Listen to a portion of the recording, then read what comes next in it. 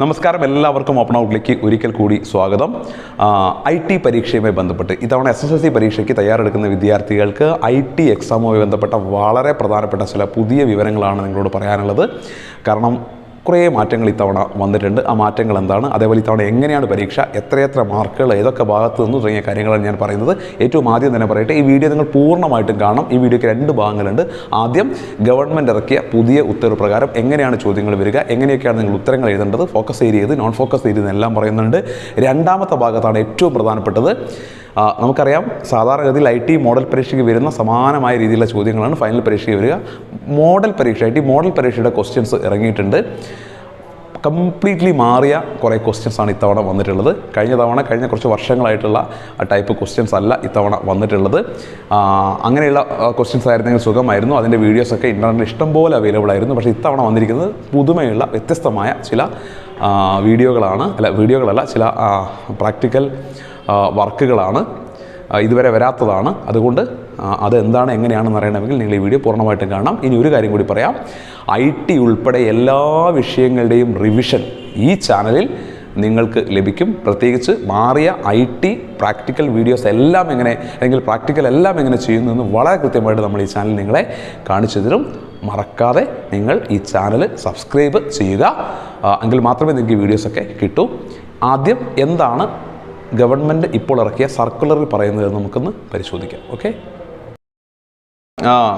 നമുക്ക് നോക്കാം എന്തൊക്കെയാണ് സർക്കുലറിൽ പറഞ്ഞിരിക്കുന്നതെന്ന്.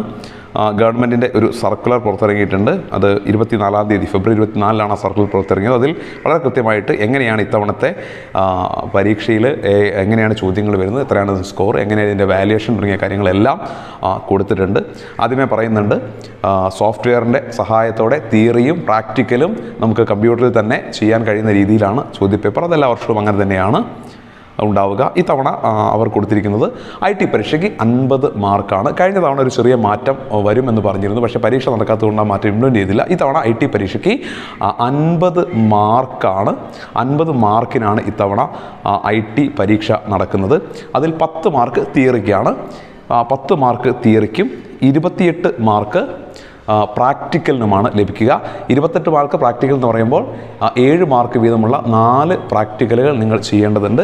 ബാക്കി ഒരു 2 മാർക്ക് വരുന്നത് നിങ്ങളുടെ വർക്ക് ബുക്ക്, C മാർക്ക്, ഇതെല്ലാം കൂടി ചേർന്നിട്ടാണ്. C മാർക്കില്ല, വർക്ക് ബുക്കിനാണ്. ബാക്കി 10 മാർക്ക് CE മാർക്കാണ്. 2 മാർക്ക് പ്രാക്ടിക്കൽ റെക്കോർഡിനും വർക്ക് ബുക്കിനും, 10 മാർക്ക് CE മാർക്ക്. അങ്ങനെ ടോട്ടൽ 50 മാർക്കാണ്. IT പരീക്ഷയ്ക്ക് 1 മണിക്കൂറാണ് നിശ്ചയിച്ച സമയം. ഇനി ശ്രദ്ധിച്ച് കേൾക്കുക എങ്ങനെയാണ് ചോദ്യങ്ങൾ വരിക എന്നത് വളരെ പ്രധാനപ്പെട്ടത്.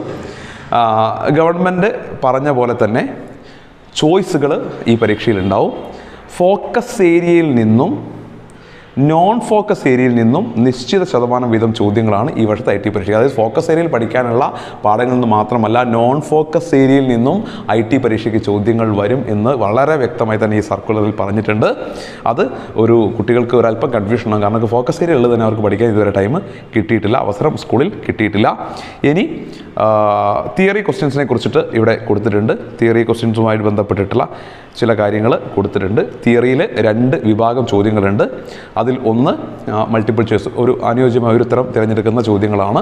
ആ ചോദ്യങ്ങൾക്ക് അര മാർക്ക് വീതമാണ്. 10 ചോദ്യങ്ങളുണ്ടാവും. നമുക്ക് 10നും ആൻസർ ചെയ്യാം, പക്ഷേ നമുക്ക് പരമാവധി ലഭിക്കുക 3 മാർക്കാണ്. അതായത് 6 ചോദ്യങ്ങൾ കൃത്യമായിട്ട് നിങ്ങൾ ഉത്തരം എഴുതിയാൽ മതിയാവും. മാക്സിമം നിങ്ങൾക്ക് 3 മാർക്കേ ആ 10 ചോദ്യങ്ങളിൽ നിന്നും കിട്ടൂ. രണ്ടാമത്തെ വിഭാഗത്തിലുള്ളത് ഒരു ചോദ്യത്തിന് ഏറ്റവും അനുയോജ്യമായ 2 ഉത്തരങ്ങൾ തിരഞ്ഞെടുക്കുന്ന രീതിയിലാണ്. ഒരു ചോദ്യം ഉണ്ടാവും, അതിന് യോജിക്കുന്ന 2 ഉത്തരങ്ങൾ തിരഞ്ഞെടുക്കുന്ന രീതിയിലാണ്. അതിന് 1 മാർക്കാണ്. 10 ചോദ്യങ്ങളുണ്ടാവും. 10ന് നിങ്ങൾ ഉത്തരം എഴുതാം, പക്ഷേ പരമാവധി കിട്ടുന്ന മാർക്ക് 7 ആയിരിക്കും. 7 ഉത്തരങ്ങൾ മാത്രമേ പരമാവധി പരിഗണിക്കൂ. അങ്ങനെ 7 3 10 മാർക്ക് അങ്ങനെയാണ് തിയറിക്ക് വരുന്നത്. ഓക്കെ, ഇനി പ്രാക്ടിക്കൽ ആണെങ്കിൽ വളരെ കൃത്യമായിട്ട് 28 മാർക്കിന് 7 മാർക്കിൻ്റെ 4 ചോദ്യങ്ങളാണ് ഉണ്ടാവുക. അത് ഏതൊക്കെ പാഠങ്ങളിൽ നിന്ന് വരുന്നു എന്ന് വളരെ വ്യക്തമായിട്ട് കിട്ടിയിട്ടുണ്ട്. ഡിസൈനിങ്ങിൻ്റെ ലോകത്തേക്ക്, in the world of designing to the world of designing എന്ന പാഠത്തിൽ നിന്നും 2 ചോദ്യങ്ങൾ വരും. അതിൽ നിന്ന് 1 ഉത്തരം എഴുതിയാൽ മതി. പിന്നീട് പ്രസിദ്ധീകരണത്തിലേക്ക് ഭൂപട വായന, അതായത് നിങ്ങൾക്കറിയാം മാപ്പിങ്ങുമായി ബന്ധപ്പെട്ടൊരു പാഠമുണ്ട്. എനിക്ക് തോന്നുന്നു QGIS ആണെന്ന് തോന്നുന്നു, തെറ്റിയെങ്കിൽ ക്ഷമിക്കുക. അതേപോലെ പബ്ലിഷിംഗ് എന്ന് പറയുന്ന ചാപ്റ്ററിൽ നിന്നും 2 ചോദ്യങ്ങൾ, അതിലൊന്ന് എഴുതിയാൽ മതി. പൈത്തൺ ഗ്രാഫിക്സിൽ നിന്നും 2 ചോദ്യങ്ങൾ, ഒരെണ്ണം ഉത്തരം എഴുതിയാൽ മതി. അതേപോലെ അനിമേഷന്, വെബ് ഡിസൈനിങ് ഈ പാഠങ്ങളിൽ നിന്നുള്ള 2 ചോദ്യങ്ങൾ, അതിനൊന്നിന് ഉത്തരം എഴുതിയാൽ മതി. അങ്ങനെ 28 മാർക്ക്, പ്രാക്ടിക്കൽ വർക്കും 2 ചേർന്ന് 30 മാർക്കാണ് നിങ്ങൾക്ക് പരീക്ഷയ്ക്ക് ഉണ്ടാവുക. ഇവിടെ നിങ്ങൾ മനസ്സിലാക്കേണ്ട ഒരു കാര്യം, പ്രാക്ടിക്കലിന് നമുക്ക് വെബ് ഡിസൈനിങ്ങും അതേപോലെ ഈ മാപ്പുമായി ബന്ധപ്പെട്ട ഭാഗങ്ങളുമൊക്കെയുണ്ട്. നോൺ ഫോക്കസ് ഏരിയ അതിൽ വരുന്നുണ്ട്. അതിൽ നിന്ന് വേണം നിങ്ങൾ എഴുതാൻ. പക്ഷേ ഫോക്കസ് ഏരിയ തന്നെ പഠിച്ചിട്ട് നിങ്ങൾക്ക് ഈ മാർക്ക് സ്കോർ ചെയ്യാൻ സാധിക്കുമെന്നാണ് ഈ ക്വസ്റ്റ്യൻ പേപ്പറിൽ നിന്ന് മനസ്സിലാകുന്നത്. ഇനി മോഡൽ പരീക്ഷയിലെ ചോദ്യങ്ങൾ മുഴുവനായിട്ട് മാറിയിട്ടുണ്ട് എന്നുള്ളൊരു വളരെ പ്രധാനപ്പെട്ട മാറ്റം കൂടി ഇത്തവണയുണ്ട്. മുൻ വർഷങ്ങളിലൊക്കെ മോഡൽ പരീക്ഷ എങ്ങനെയായിരുന്നു നമുക്കറിയാം. മോഡൽ പരീക്ഷയ്ക്ക് ഏകദേശം വന്ന ചോദ്യങ്ങൾ തന്നെയായിരിക്കും ഫൈനൽ എക്സാമിന് വരിക. ഏകദേശം ആ രീതിയിൽ തന്നെ കഴിഞ്ഞ കുറേ വർഷങ്ങളായിട്ട് ഏതാണ്ട് ഒരേ തരം ചോദ്യങ്ങളാണ് മോഡൽ പരീക്ഷയിൽ ഉണ്ടായിരുന്നെങ്കിൽ ഇത്തവണ അത് പൂർണ്ണമായിട്ടും മാറിയിട്ടുണ്ട്. ആ മാറ്റമാണ് ഇനി നമ്മൾ ചർച്ച ചെയ്യാൻ പോകുന്നത്. ഓക്കെ, മോഡൽ പരീക്ഷയിൽ കഴിഞ്ഞ വർഷങ്ങളിൽ നിന്നൊക്കെയുള്ള എന്തൊക്കെ മാറ്റങ്ങളാണ് ഇത്തവണ ഉള്ളതെന്ന് നോക്കാം. ഒരുപാട് മാറ്റങ്ങൾ വന്നിട്ടുണ്ട്. ഇത് ഇംഗ്ലീഷ് മീഡിയത്തിൻ്റെതാണ്, പക്ഷേ കുട്ടികൾ കണ്ടാൽ മനസ്സിലാവും, മലയാളം മീഡിയം കുട്ടികളും കണ്ടാൽ മനസ്സിലാവും. ആ രീതിയിലാണ് ഇത്. കൈറ്റ് തന്നെയാണ് ഇത് പുറത്തിറക്കിയിരിക്കുന്നത്. നമുക്ക് നോക്കാം. യെസ്, നമുക്കുള്ള ചില വർക്കുകളാണ് നമ്മൾ കാണുന്നത്. ഇതാ,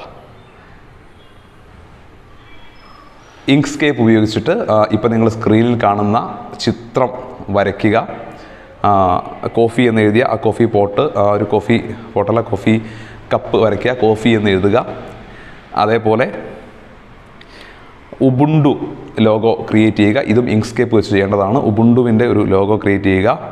ഇതിന് വേണ്ട ഈ ഉബുണ്ടു ലോഗോ ഒക്കെ നിങ്ങൾക്ക് അതിൻ്റെ കമ്പ്യൂട്ടറിൽ തന്നെ ലഭിക്കും. അതിൻ്റെ കൂടെയുള്ള സപ്പോർട്ടിംഗ് ഫയലുകൾ ലഭിക്കും. നിങ്ങൾ ബാക്കിയുള്ള കാര്യങ്ങൾ ചെയ്താൽ മതി.